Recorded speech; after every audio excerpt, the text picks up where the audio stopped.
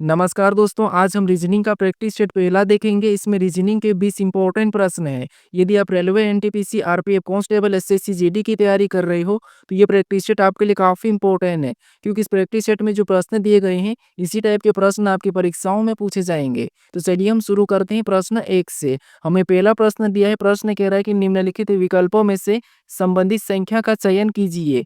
यानी यहाँ पर जिस प्रकार 13 का संबंध 16 से है, उसी प्रकार 27 का संबंध किससे होगा, ये हमें बताना है। ठीक है, तो ये हमारा नंबर एनालॉजी का प्रश्न है। तो हमें सबसे पहले यहाँ पर ये पता करना है कि इस 13 से 16 कैसे लिखा है, उसी प्रकार हम यहाँ पर 27 का बताएंगे। ठीक है, तो यहाँ पर देखिए, अगर हम लॉजिक लगाते तो यहाँ पर 13 से 16 यानी सिंपल सा यहाँ पर कितना प्लस हो रहा है, तो यहाँ पर 3 प्लस हो रहा है। ठीक है, तो सेम तरीके से हम यहाँ पर क्या करेंगे, 27 में भी 3 प्लस कर लेंगे।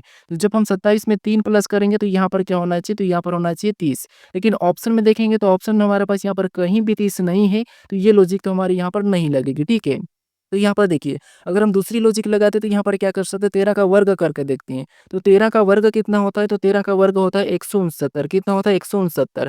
अब यहाँ पर छोटी संख्या 16 लिखिए। अगर हम इसकी डिजिट को जोड़ देते हैं 169 वाले डिजिट को, तो यहाँ पर कितने हो जाएंगे, तो यहाँ पर हमारे पास हो जाएंगे 16, और यहाँ पर 16 दिया है। अब इसी तरीके से हम 27 का पता करते हैं। तो यहाँ पर क्या करेंगे, 27 का भी वर्ग करेंगे। अब 27 का वर्ग कितना होता है, तो 27 का वर्ग होता है 729। ठीक है, जैसे हमने यहाँ पर डिजिट को प्लस किया था, तो यहाँ पर भी हम डिजिट को प्लस कर लेते हैं। तो 2 7 9 9 18, यानी यहाँ पर कितना हो रहा है, तो यहाँ पर हो रहा है 18। तो 27 का संबंध किससे होना चाहिए, 18 से होना चाहिए। लेकिन 18 भी हमारे पास ऑप्शन में नहीं है, तो फिर यहाँ पर लॉजिक कौन सी लगी, देखिए आपके माइंड में फटाफट से लॉजिक आना चाहिए कि लॉजिक कौन कौन सी लगती है। ठीक है, तो यहाँ पर देखिए, अगर हम यहाँ पर अगर 13 की डिजिट को आपस में जोड़ देते हैं, ठीक है, तो कितने हो जाएंगे, 4 हो जाएंगे।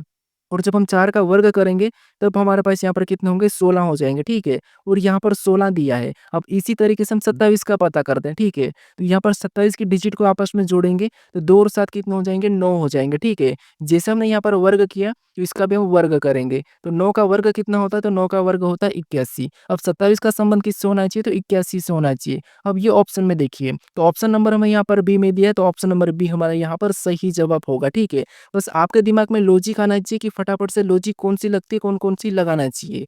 अब चलिए हम बढ़ते हैं प्रश्न 2 पे। अब दूसरे नंबर का प्रश्न दिया है। अब प्रश्न कह रहा है कि नीचे दी गई श्रृंखला श्रेणी में अगली संख्या ज्ञात करें। यानी हमें यहाँ पर एक श्रृंखला श्रेणी दी है, इसी में प्रश्नवाचक चिन्ह दिया है। यहाँ पर कौन सी संख्या होगी, यह हमें बताना है। ठीक है, तो देखिए, जब भी हम श्रृंखला के प्रश्नों को सोल्व करते हैं, तो सबसे पहले हम संख्या को ध्यान से देखते हैं कि संख्या कैसे लिखी है। क्या किसी का वर्ग लिखा है, या फिर किसी का घन लिखा है, या फिर सम संख्या लिखी, विषम संख्या लिखी, या फिर अभाज्य संख्या। ये 5 पॉइंट आपके दिमाग में आना चाहिए कि यहाँ पर ये लॉजिक लगती है। उसके बाद अगर आपको फिर भी कुछ नहीं दिखाई देता है, तो फिर आपको क्या करना है, यहाँ पर अंतर देखना है। लास्ट वाला क्या है, अंतर देखना है, तो आपका प्रश्न आसानी से सोल्व हो जाएगा। अब देखिए, यहाँ पर हम अंतर देखते हैं। यहाँ पर 13 के बाद कितना लिखा है, तो 13 के बाद 17 लिखा है। ठीक है, कितना लिखा है, तो यहाँ पर 13 के बाद 17 लिखा है। यानी कितना प्लस करके लिखा है, तो यहाँ पर 4 प्लस करके। फिर आगे देखिए, 17 के बाद यहाँ पर कितना लिखा है, 25, यानी यहाँ पर 17 में कितना प्लस किया है, तो यहाँ पर 8 प्लस किया है।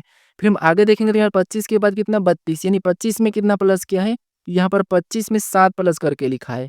फिर हम आगे देखेंगे तो यहाँ पर 32 के बाद कितना, 37, यानी 32 में कितना प्लस किया है, तो यहाँ पर 5 प्लस किया है।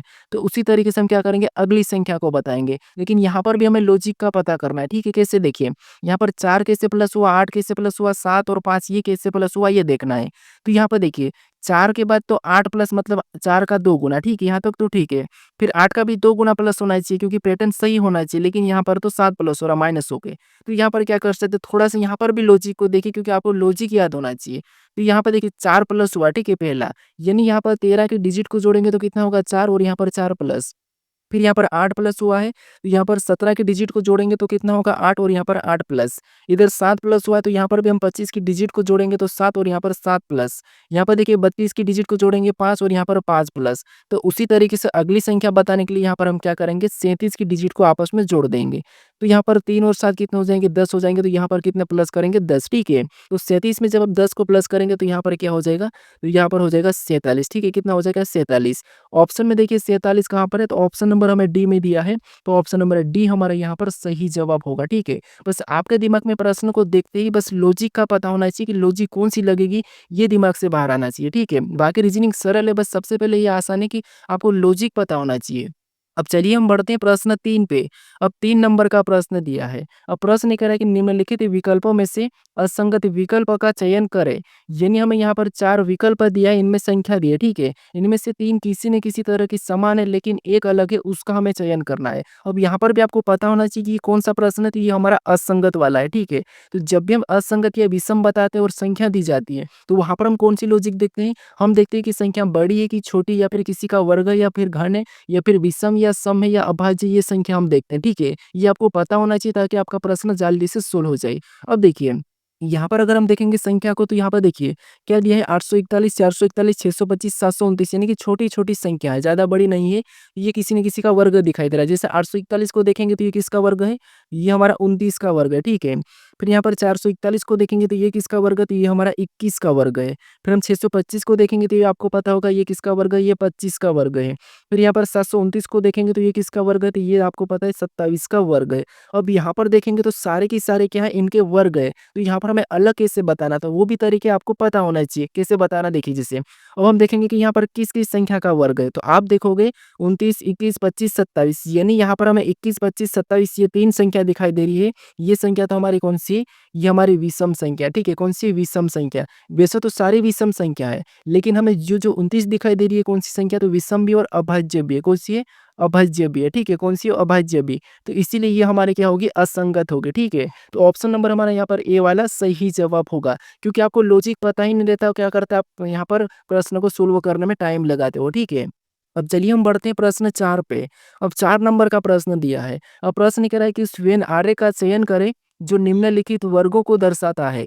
यानी हमें यहाँ पर लड़के दिया है, लड़कियों दिया और बच्चे दिया है। इनके वेन डायग्राम कैसे बनेंगे, ये प्रश्न पूछा है। अब आपके दिमाग में आना चाहिए कि वेन डायग्राम का प्रश्न है, हमें 3 शब्द दिए, हमें क्या करना है, इनका वेन आरेख बनाना है। तो यहाँ पर क्या कहते हैं, कैसे सोल्व करते हैं, ये आपको पता होगा। देखिए, हम क्या करते हैं, सबसे पहले हम देखते हैं कि जो शब्द, जो वर्ग दिए हैं, उनको ध्यान से देखते हैं कि उनका आपस में कोई संबंध है या नहीं है। तो यहाँ पर देखिए, हमें देखिए आपको पता है कि लड़के क्या होते हैं, लड़कियों क्या होते हैं, बच्चे क्या होते हैं, ये तीनों के बारे में आपको पता है। लेकिन फिर भी आप क्या करते हैं, प्रश्न को सोल्व करने में गलती कर देते हैं। तो उसके लिए मैं आपको बताया था कि आपको क्या करना है, एक-एक शब्द का डायग्राम बनाना है। जैसे यहाँ पर क्या करेंगे, सबसे पहले लड़के का डायग्राम बना लेंगे। तो ये हमने क्या किया, लड़के का डायग्राम बना लिया। उसके बाद फिर हम यहाँ पर क्या करेंगे, दूसरे शब्द का बनाएँगे, ठीक है? जो कि हमें यहाँ पे है लड़कियों। अब लड़कियों का डायग्राम बनाने से पहले हमें ये देखना है कि हमने पहले लड़के का डायग्राम बनाया कि लड़के और लड़कियों का आपस में कोई संबंध है या नहीं है। तो देखिए दोनों एक मानव है, लेकिन ये अलग-अलग है। तो हम इसको क्या करेंगे, अलग-अलग बना लेंगे, ठीक है? अब देखिए उसके बाद हम क्या करेंगे, तीसरे शब्द का बनाएँगे, जो कि हमें यहाँ पर दिया है बच्चे।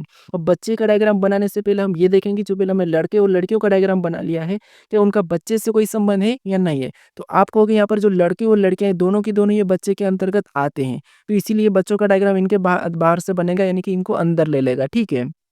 तो डायग्राम कैसा बनेगा, तो डायग्राम हमारा कुछ इस टाइप से बनेगा। तो ऑप्शन में देखिए, तो ऑप्शन नंबर हमें यहाँ पर सी में दिया है, तो ऑप्शन नंबर सी हमारा यहाँ पर सही जवाब होगा, ठीक है? अगर आप एक-एक शब्द का डायग्राम बनाओगे, तो आपका प्रश्न कुछ ही सेकंड में सोल्व हो जाएगा और बिल्कुल 100% सही होगा, ठीक है?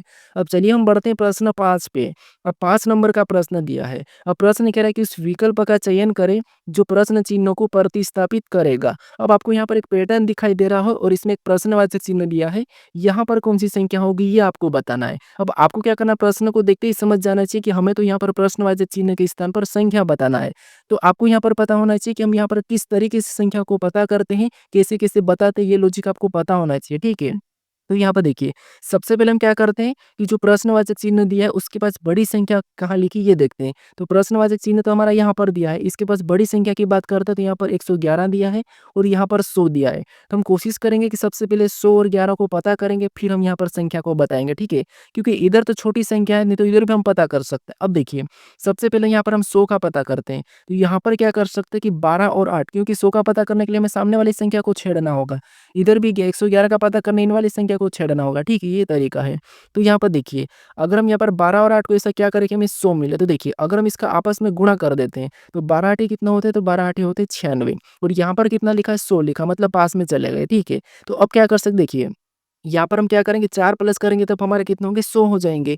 तो 4 कहाँ से लाएँगे, तो यहाँ पर अगर हम इसका भाग दे देते 2 से, यानी 8 में 2 का भाग देंगे तो कितना होगा, 4, यानी कि 8 का आधा प्लस करना है, गुणा करके 8 का आधा प्लस, तो कितना हो जाएँगे, 100 और 100 यहाँ पर दिया है। अब इसी तरीके से हमें दूसरे पैटर्न में भी पता करना, ना कि दूसरा तरीका, ठीक है? कुछ स्टूडेंट क्या करते हैं, दूसरा तरीका लगा देते हैं।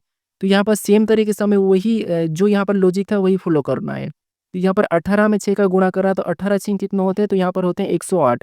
कितने होते हैं? 108। अब हमने क्या करा था यहाँ पर 8 का आधा करके प्लस करा था, तो इधर हम क्या करेंगे 6 का आधा करके प्लस कर लेंगे। तो 6 का आधा कितना होगा? 3, तो यहाँ पर 3 प्लस करेंगे तो यहाँ पर कितने हो जाएँगे? 111 और यहाँ पर 111 पे दिया है। यानी आपको दोनों पैटर्न में एक ही तरीके से संख्या पता चल चुकी है। तो उसी तरीके से अब हमें प्रश्नवाचक चिन्ह के स्थान पर बताना है। तो यहाँ पर क्या करेंगे सेम तरीके से इसका आपस में गुणा करेंगे। तो 15 चौक कितने होते हैं? तो 15 चौक होते हैं 60। कितने होते हैं? 60 ठीक है। फिर क्या करेंगे यहाँ पर इसका आधा प्लस कर देंगे। तो 4 का आधा कितना होता है? 2 तो इसको प्लस 2 प्लस कर देंगे 60 में तो कितने हो जाएँगे? 62 हो जाएँगे ठीक है। कितने? 62। तो यहाँ पर जो प्रश्नवाचक चिन्ह है यहाँ पर क्या होगा? तो यहाँ पर होगा 62। ऑप्शन में देखिए 62 कहाँ पर है? तो ऑप्शन नंबर हमें डी में दिया है। तो ऑप्शन नंबर डी हमारा यहाँ पर सही जवाब होगा ठीक है। अब चलिए हम बढ़ते हैं प्रश्न 6 पे।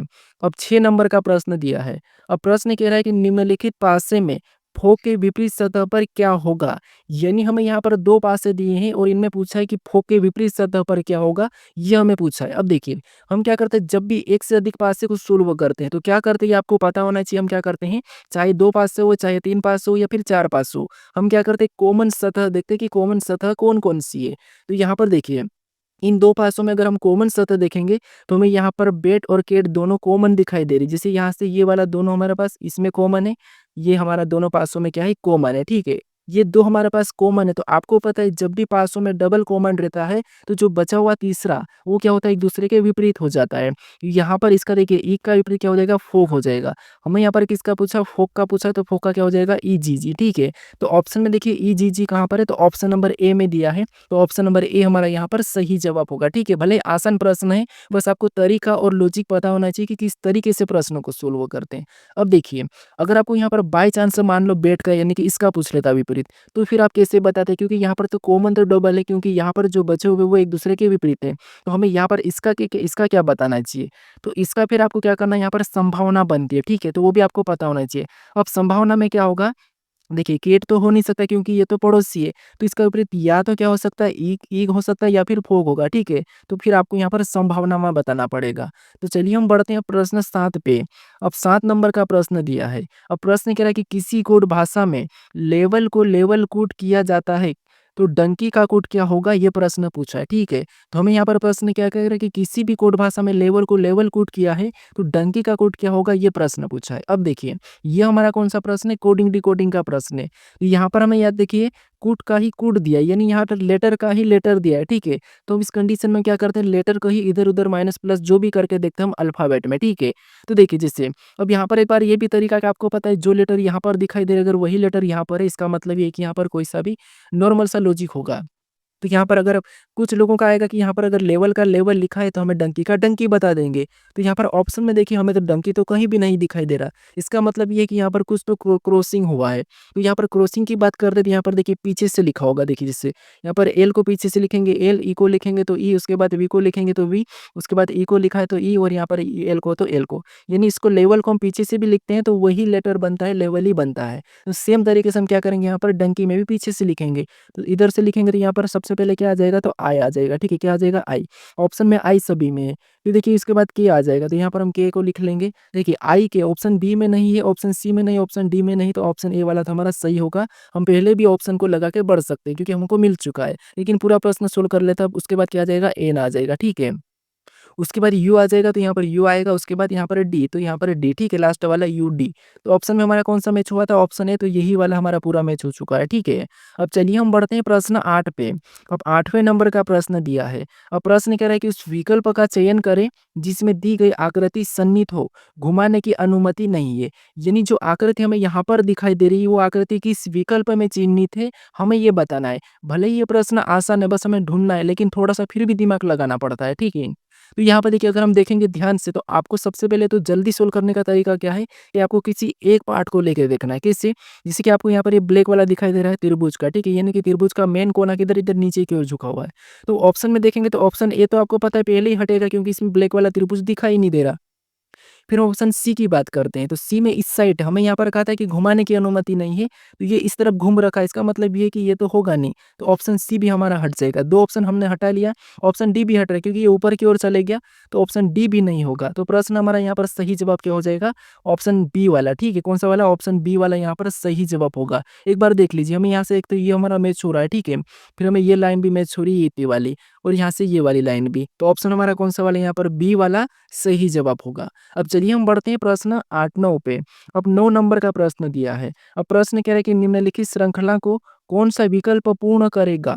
यानी यहाँ पर हमारे पास लेटर की एक श्रृंखला है, इसमें रिक्त स्थान है। यहाँ पर हम किस विकल्प और किस लेटर को रखें कि ये श्रृंखला में पूर्ण होगी, ये हमें प्रश्न पूछा है। तो इस टाइप के प्रश्न को हम कैसे सोल्व करते हैं, आपको तो एक ही लॉजिक पता होगा कि क्या करते हैं, डायरेक्ट हम गिनते हैं, उसके बाद उसको क्या करते हैं, हम खंड यानी कि यहाँ पर विभाजित कर देते हैं। जिससे आपका तरीका ये होगा कि गिनना तो 1, 2, 3, 4, 5, 6, 7, 8, 9, 10, 11, 12, 13, 14, 15, 16, 17, 18, 19, 20।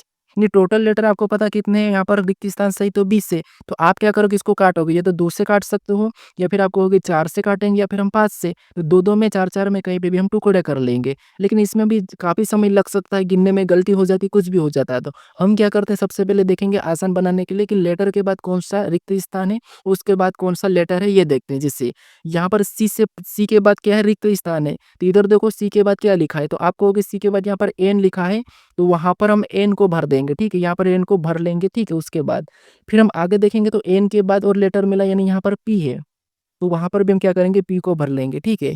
क्या करेंगे, यहाँ पर एनपी हमने क्या भर दिया, तो यहाँ पर एनपी हमने भर दिया। अब देखिए, यहाँ पर आपका रिपीट कहाँ से हो रहा है, वहाँ से जोड़ा बन जाएगा। तो यहाँ पर CNPSR, यानी यहाँ पर आपका रिपीट हो रहा है, तो ये जोड़ा बन गया। CNPSR, तो आगे वाला भी CNP, यहाँ पर एस हो जाएगा और यहाँ पर आज आर हो जाएगा, और यहाँ पर सी हो जाएगा। तो ये भी CNPSR, इधर भी CNPSR, ये भी हमारा बन गया है। इधर भी CNPSR, देख ऑटोमेटिक से CNPSR लास्ट वाला आर हो गया। तो सभी जोड़े हमारे समान बने, और सभी जोड़े समान बनना चाहिए, ठीक है? या तो प्लस भी हो सकता है। तो यहाँ पे देखिए, CNPSR, यहाँ पर भी CNPSR, यहाँ पर भी CNPSR, यहाँ पर भी CNPSR है, ठीक है? तो यहाँ पे देखिए हमने कौन-कौन से लेटर को भरा है, तो हमने सबसे पहले भरा था एन को। क्या भरा था? एन को। उसके बाद हमने पी को भरा, फिर हमने एस को भरा, फिर हमने आर को भरा, फिर हमने सी को, फिर हमने पी को, फिर हम एन को, उसके बाद लास्ट हमने आर को भरा था। तो ये हमें ऑप्शन में देखना है। तो यहाँ पर CN, यहाँ पर NPSR, CPNR देखेंगे तो ऑप्शन नंबर हमें यहाँ पर बी में मैच हुआ है, ठीक है? तो ऑप्शन नंबर बी हमारा यहाँ पर सही जवाब होगा। अब चलिए देखिए, आप क्या करते हैं, कुछ लोग ऐसे करते हैं कि जो हमने जोड़े बनाए, इन्हीं जोड़े को ऑप्शन में चेक करते हैं, नहीं मिलते तो क्या करते हैं, प्रश्न गलत होगा छोड़ देते हैं। आपको क्या करना है, जो लेटर आपने भरा है, उन लेटर को देखना है, ठीक है? अब चलिए हम बढ़ते हैं प्रश्न 10 पे। अब 10 नंबर का प्रश्न दिया है। अब प्रश्न कह रहा है कि यदि यहाँ पर एट द रेट का अर्थ प्लस और प्रतिशत का अर्थ गुणा और यहाँ पर डॉलर का अर्थ भागित और हैश का अर्थ माइनस हो, तो निम्न समीकरण का मान क्या होगा, ये प्रश्न हमें पूछा है, ठीक है? तो यहाँ पर देखिए, हमें यहाँ पर क्या करना है, सिंबल साइज, बस यहाँ पर क्या करना है, हमें यहाँ पर जो प्रतीक दिया है वहाँ पर हमें चिन्हों को रख के इस समीकरण को बोर्ड मास रूल पे सोल्व करना है, ठीक है? तो यहाँ पे देखिए क्या करना है आपको, देखिए सबसे पहले संख्या 9 को लिखेंगे, पहली संख्या, उसके बाद हमें चिन्ह मिला, तो इसका मतलब तो यहाँ पर कहा है कि ये प्लस है, तो यहाँ पर हम क्या करेंगे, प्लस का चिन्ह लगा लेंगे और अगली संख्या लिख लेंगे 114, ठीक है? उसके बाद फिर से हमें यहाँ पर प्रतीक मिला डॉलर का, तो यहाँ पर डॉलर का अर्थ हमें क्या कहा, भागित का, तो यहाँ पर हम क्या करेंगे, भागित का चिन्ह लगा के अगली संख्या वापस से क्या लिखेंगे, 19 को लिख लेंगे, ठीक है? फिर हमें अगला प्रतिशत मिला, और प्रतिशत का अर्थ यहाँ पर क्या कहा था, गुणा, तो यहाँ पर हम गुणे का चिन्ह लगा के अगली संख्या वापस से 5 को लिख लेंगे। फिर अगला प्रतीक हमें यहाँ पर हैश मिला, और यहाँ पर हैश का अर्थ क्या कहा, माइनस, तो यहाँ पर हम माइनस लगा के अगली संख्या 21 को लिख लेंगे, ठीक है? अब इसको बोर्ड मास रूल पे सोल्व करना है। तो यहाँ पे देखिए, सबसे पहले तो आपको पता है हम क्या करते हैं, भाग देते हैं। तो यहाँ पर 19 छिंग कितना होगा, यानी 6 बार में कटा है, तो देखिए 9 प्लस, यानी कि ये तो वैसा ही उतरेगा, और यहाँ पर भाग दे देंगे तो कितना है, 6, और गुणा 5 भी वैसा ही उतार लेंगे, और माइनस 21 भी वैसा है, ठीक है? अब उसके बाद हम क्या करते हैं, गुणा करते हैं, तो यहाँ पर प्लस 9 तो वैसा ही रहेगा, ठीक है? उसके बाद यहाँ पर 9 6 पंचे कितना होगा, 30 हो जाएगा, यहाँ पर 30 हो जाएगा, माइनस 21 कितना, माइनस 21। अब देखिए, उसके बाद इधर हम प्लस कर लेते हैं, ठीक है? माइनस प्लस कुछ भी कर सकते हो, तो यहाँ पर 30 में 9 को जोड़ देंगे तो यहाँ पर कितना होगा, तो यहाँ पर हो जाएगा 39, और यहाँ पर माइनस 21 हो जाएगा, ठीक है? अब माइनस 21 यानी कि 21 को घटाएंगे तो यहाँ पर कितने बचेंगे, तो यहाँ पर हमारे 18 बचेंगे, ठीक है? कितना बचेंगे, 18, तो यही हमारा क्या हो जाएगा, एक सही जवाब होगा। तो ऑप्शन में 18 देखिए, तो ऑप्शन नंबर हमें यहाँ पर ए में दिया है, तो ऑप्शन नंबर ए हमारा यहाँ पर सही जवाब होगा, ठीक है? अब चलिए हम बढ़ते हैं प्रश्न 11 पे। अब 11 नंबर का प्रश्न दिया है। अब प्रश्न कह रहा है कि पी के का पिता है, जे एक्स की भतीजी है, आर जे की माँ है, के एक्स का भाई है, पी के केवल 2 बच्चे हैं। निम्नलिखित में से कौन-सा कथन सही है? ये प्रश्न पूछा है, ठीक है? तो सबसे पहले तो हमें यहाँ पर इनका संबंध पता करना है कि क्या किसका कौन है ये, ठीक है? तो देखिए कैसे करेंगे थोड़ा-सा ध्यान से देखिए। सबसे पहले हम देखेंगे यहाँ पर कहा है कि पी के का पिता है, तो पी क्या है? तो ये पी के का पिता है, तो यहाँ पर हम इसको पिता बना लेंगे। पिता मतलब पुरुष है तो प्लस का चिन्ह और पी क्या है? तो ये के का पिता है, ठीक है? तो के को हम नीचे लिख लेंगे क्योंकि ये इसका पुत्र या पुत्री होगी। उसके बाद आगे कहा कि जे एक्स की भतीजी है। अब जे एक्स की भतीजी है तो इसको भी छोड़ो। उसके बाद फिर आगे देखेंगे तो आर जे की माँ है। आर क्या है? तो आर जे की माँ है तो इसको भी अभी छोड़ देते हैं। उसके बाद कहा कि के एक्स का भाई है। के क्या है? तो के एक्स का भाई है तो यहाँ पर हम भाई बना लेते हैं, ठीक है? के क्या है? एक्स का भाई है, इसका मतलब ये है कि ये भी एक पुरुष है, ठीक है? ये भाई है। उसके बाद आगे कहा कि पी के केवल 2 बच्चे हैं। अब पी के केवल 2 बच्चे तो हो सकता है ये एक्स इसका भाई है तो यही होगा। ये क्योंकि इसका भाई है तो पी के केवल 2 बच्चे इसका मतलब ये है कि ये लड़की होगी, ठीक है? उसके बाद अब आगे तो हमें वापस इधर आना कि जे एक्स की भतीजी है। अब जे एक्स की भतीजी इसका मतलब ये है कि जे एक्स की भतीजी मतलब पी का भाई कौन होगा? तो पी का भाई होगा जे। कौन होगा? जे, ठीक है? तो ये कौन है? ये पी का भाई है, तब ये इसकी क्या होगी? भतीजी हो जाएगी। उसके बाद यहाँ पर देखिए आर जे की माँ है। आर क्या है? आर जे की माँ है। इसका मतलब ये है कि आर कौन है? तो आर जे की माँ है तो ये ऊपर चले जाएगी। आर जे की माँ है तो इसको माइनस लगा लेते हैं। ये पी की भी माँ है, ठीक है?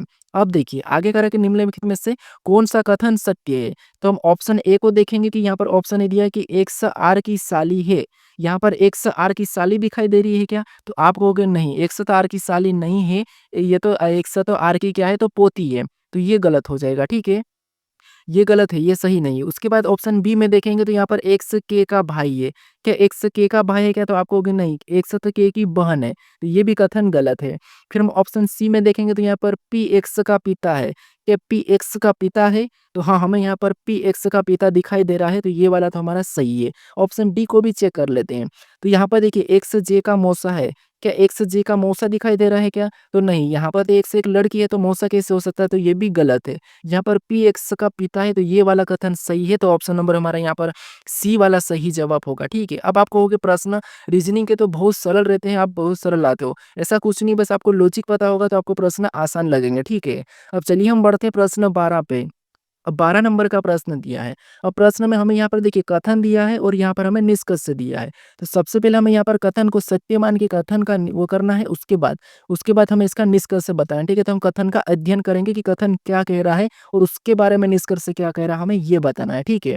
तो देखिए, सबसे पहले अगर हम कथन देखेंगे तो पहला कथन हमें कह रहा है कि सभी एन क्यू है, यानी जितने भी एन है, ठीक है? वो सभी के सभी क्या है? क्यू है। तो ये हमारे कौन है? एन है। और जितने भी एन सभी के सभी क्या है? क्यू है, तो हम क्या करेंगे? इसको क्यू के अंदर बना लेंगे, ठीक है? और ये हमारा क्या है? क्यू है। उसके बाद अब यहाँ पर दूसरा कथन क्या कह रहा है? तो दूसरे कथन को देखिए। दूसरा कथन कह रहा है कि कुछ एच क्यू है, यानी कुछ एच क्यू है। इसका मतलब ये है कि यहाँ पर हम कुछ वाला डायग्राम बनाएँगे और कुछ एच क्या है? तो वो क्यू है, ठीक है? तो ये हमने कुछ वाला बना दिया।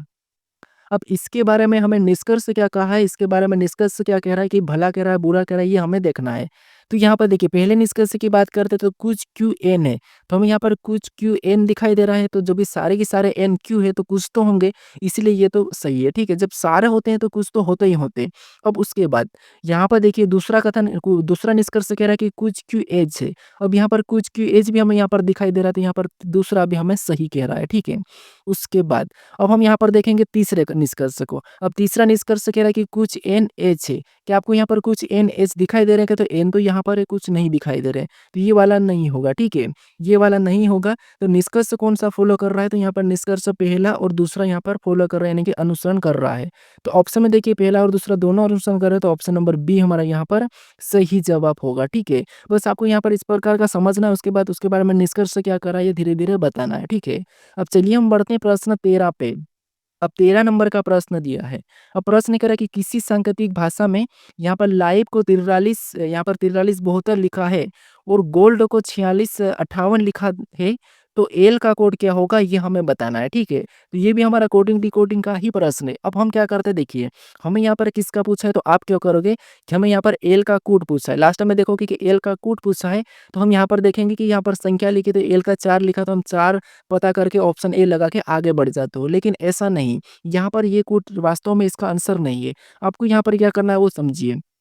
सबसे पहले एक तरीका तो ये है कि जब भी हम क्या करते हैं लेटर से संख्या लिखी हुई तो उनको क्या करते हैं संख्या में बदल के चेक करते हैं। एक तो ये तरीका है, लेकिन हमें यहाँ पर इसकी भी संख्या बड़ी लिखी, इसकी भी संख्या लिखी है और एल का यहाँ पर 4 लिखा और यहाँ पर एल का यहाँ पर क्या लिखा है तो यहाँ पर 5 लिखा है और यहाँ पर एल का पूछा है। तो इस कंडीशन में हमें यहाँ पर कॉमन देख के काटना है, ठीक है।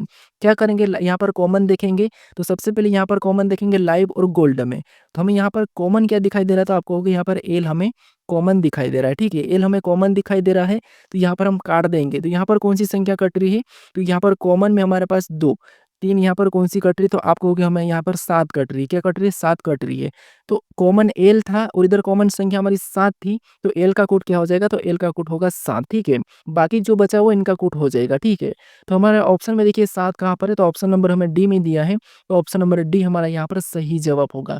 तो जब भी आपको सिंगल लेटर का कूट पूछे तो सबसे पहले तरीका तो आपको क्या करना है कॉमन देख के काटना है, फिर आपको उसका कूट बताना है, ठीक है। अब चलिए हम बढ़ते हैं प्रश्न 14 पे।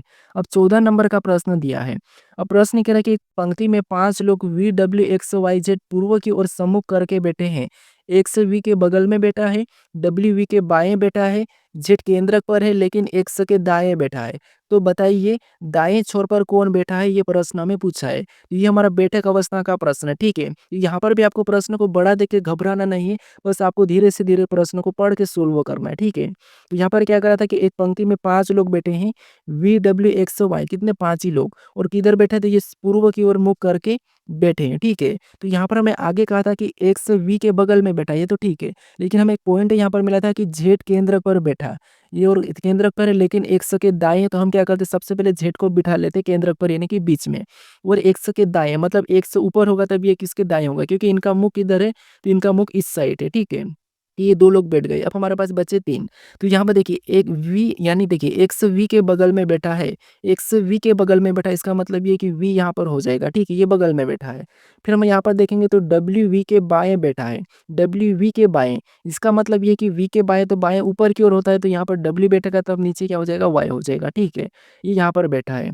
अब हमें यहाँ पर कहा है क्योंकि देखिए हमने इनको यहाँ पर क्यों बिठाई, इसलिए बिठाई क्योंकि 5 ही लोग हैं और जेड हमें कहा था कि ये केंद्रक पर है, ठीक है, इसीलिए ये तो बीच में ही होगा, इसलिए डब्ल्यू और इनको हम यहाँ पर बिठाए, ठीक है।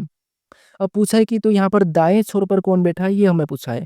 तो देखिए हमारा यहाँ पर देखिए हमारा मुख किधर है, इनका मुख इस साइड है तो इनका दायां किधर है तो दाएं इनका नीचे की ओर है और बायां किधर है तो बायां इनका ऊपर की ओर है। तो दाएं छोर पर कौन बैठा है तो दाएं छोर पर वाई बैठा है, ठीक है। तो वाई हमारा सही जवाब होगा। तो ऑप्शन में देखिए तो ऑप्शन नंबर ए में दिया है तो ऑप्शन नंबर ए हमारा यहाँ पर सही जवाब हो जाएगा, ठीक है। अब चलिए हम बढ़ते हैं प्रश्न 15 पे। अब 15 नंबर का प्रश्न दिया है। अब प्रश्न कह रहा है कि निम्नलिखित विकल्पों में से संबंधित शब्द का चयन करें। यानी यहाँ पर जिस प्रकार थाईलैंड का संबंध बैंकॉक से है उसी प्रकार तुर्की का संबंध किससे होगा ये हमें बताना है, ठीक है। तो देखिए ये भी हमारा शब्द एनालॉजी का प्रश्न है तो हमें सबसे पहले यहाँ पर क्या पता करना है कि ये पता करना है कि थाईलैंड का संबंध बैंकॉक से कैसे है उसी प्रकार हम तुर्की का बताएंगे, ठीक है। अब आप कहोगे हमेशा हम यहाँ पर इसका ही क्यों पता करते हैं कि इधर वाले का संबंध इससे ही क्यों पता करते हैं, वो इसीलिए पता करते हैं क्योंकि प्रश्नवाचक चिन्ह हमारा इस साइड है। तो अगर हम थाईलैंड का संबंध बैंकॉक से पता करेंगे तो उसी प्रकार से हम तुर्की का बताएंगे। अगर प्रश्नवाचक चिन्ह यहाँ पर मिला तो फिर हम यहाँ पर उल्टा पता करते हैं यानी कि बैंकॉक का संबंध थाईलैंड से कैसे है, उसी प्रकार यहाँ पर कोई शब्द होगा और उसका संबंध हम यहाँ पर पता करके बताते हैं, ठीक है। अब देखिए सबसे पहले तो कठिन आपको यही शब्द एनालॉजी ही लगती होगी क्योंकि आपको पता है शब्द एनालॉजी में कोई सी भी शब्द होते हैं उनका संबंध दे देते हैं, चाहे राजधानी हो देश हो कुछ भी हो, तो उसमें थोड़ा सा कठिन हो जाता है क्योंकि राजधानी और देश से बाकी देशों के बारे में हमें पता नहीं रहता है। तो यहाँ पर भी वही बात है, थाईलैंड एक देश है और इसकी राजधानी क्या है बैंकॉक है। अब इसकी राजधानी बताए तो हम क्या करेंगे तुर्की की राजधानी बता देंगे, तो ये आपको याद होना चाहिए। तो तुर्की की राजधानी क्या है अंकारा है तो ऑप्शन नंबर हमारा यहाँ पर डी वाला सही जवाब हो जाएगा, ठीक है। प्रश्न आसान है बस इनका संबंध हमें पता करने में कठिन लगता है, ठीक है। अब चलिए हम बढ़ते हैं प्रश्न 16 पे। अब 16 नंबर का प्रश्न दिया है। अब प्रश्न करें कि दिए गए शब्दों को उसके क्रमानुसार व्यवस्थित करें, करने पर कौन सा शब्द 5वें स्थान पर आएगा ये हमें प्रश्न पूछा है, ठीक है। तो यहाँ पर देखिए हमें यहाँ पर क्या करना है दिए गए शब्दों को क्रमानुसार व्यवस्थित करने पर कौन सा शब्द 5वें स्थान पर आएगा ये बताना है। तो देखिए क्रमानुसार यानी कि अल्फाबेट में तो देखिए यहाँ पर WRA सभी में है मतलब ये तो कट जाएगा, ठीक है। WRA सभी में तो ये तो एक साथ आने वाला था, ये तो कट ही जाएंगे, इनको हम काट लेते हैं। अब हमारे पास यहाँ पर बचा यहाँ पर PSC TN इनमें सबसे पहले कौन आता है तो आप कहोगे सबसे पहले इसमें सी आएगा तो 5वें नंबर वाला पहले नंबर पर हो जाएगा, ठीक है। तो यहाँ पर हम लिख लेते हैं कि 5वें नंबर वाला पहले नंबर पे आएगा तो 5वें को हम हटा देते हैं, ठीक है। अब हम देखेंगे तो हमारे पास ये शब्द बचे। इनमें के बाद यहाँ पर एनटीपीएस, इनमें सबसे पहले कौन आता है? तो आप कहोगे इनमें पहले तो सबसे पहले आता है एन, तो यहाँ पर हम एन वाले को लेंगे, तो यहाँ पर चौथे नंबर वाले को हटा देंगे और ये कितने नंबर पे? दूसरे नंबर पे आ जाएगा। ये हट चुका, हमारे पास यहाँ पर ये इतने बचे हैं। इनमें सबसे पहले कौन आता है? टीपीएस, तो आपको किस पर पी आता है, तो एक नंबर वाला फिर आएगा, ठीक है? तो हम क्या करेंगे, इसको भी हटा देंगे। उसके बाद हमारे पास यहाँ पर एस और टी बचा। इनमें पहले कौन आता है? तो आप कहोगे एस पहले आएगा, तो एस पहले आएगा, तो तीसरे वाले को हटा देंगे और यहाँ पर तीसरा लिख लेंगे और लास्ट में हमारा बचा 2। तो हमें क्या पूछा था कि यहाँ पर 5वें स्थान पर कौन आएगा?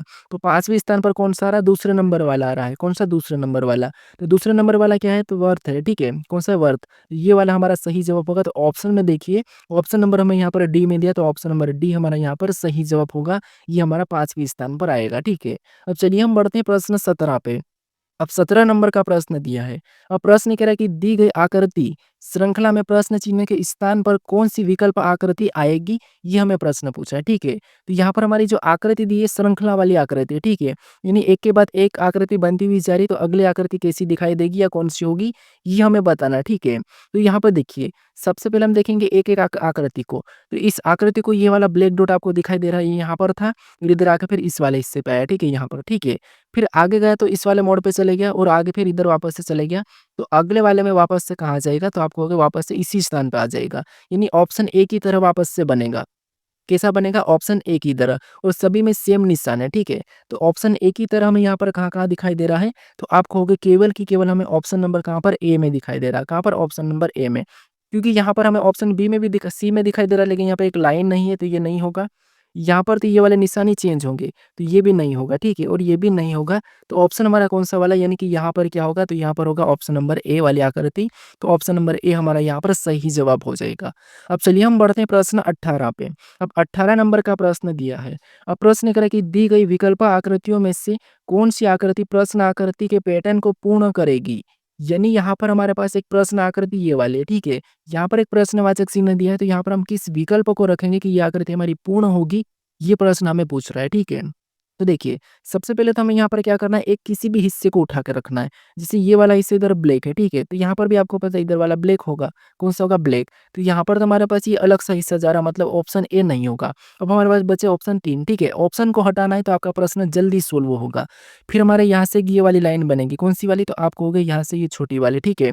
यहाँ पर इधर टच नहीं हो रही, तो यहाँ पर भी टच नहीं होगी और ये बनेगी। इधर देखेंगे तो ये यहाँ से टच हो रही है, मतलब इसका मतलब ऑप्शन बी भी हट चुका है, ठीक है? ऑप्शन बी हट चुका है, हमारे पास बचे हैं 2 ऑप्शन, सी और डी। अब यहाँ पर कौन-सी वाली कौन-सी क्या बनेगी? तो आप कहोगे फिर ये वाला बनेगा, ठीक है? ये वाली लाइन पूरी होगी, तो हम ऑप्शन में देखेंगे तो यहाँ पर ये टेढ़ी जा रही है, ठीक है? तो ऑप्शन डी नहीं होगा, ये लाइन हमें यहाँ से मिली है, ठीक है? और ये हमें यहाँ से भी मिल चुकी है और एक हमारी ये बनेगी, तो ये हमारी यहाँ पर बनती हुई दिखाई दे रही है, ठीक है? तो ऑप्शन कौन-सा वाला मैच हुआ है? तो ऑप्शन नंबर हमारे यहाँ पर सी वाला मैच हुआ है। तो ऑप्शन नंबर सी हमारा यहाँ पर सही जवाब हो जाएगा, ठीक है? अब चलिए हम बढ़ते हैं प्रश्न 19 पे।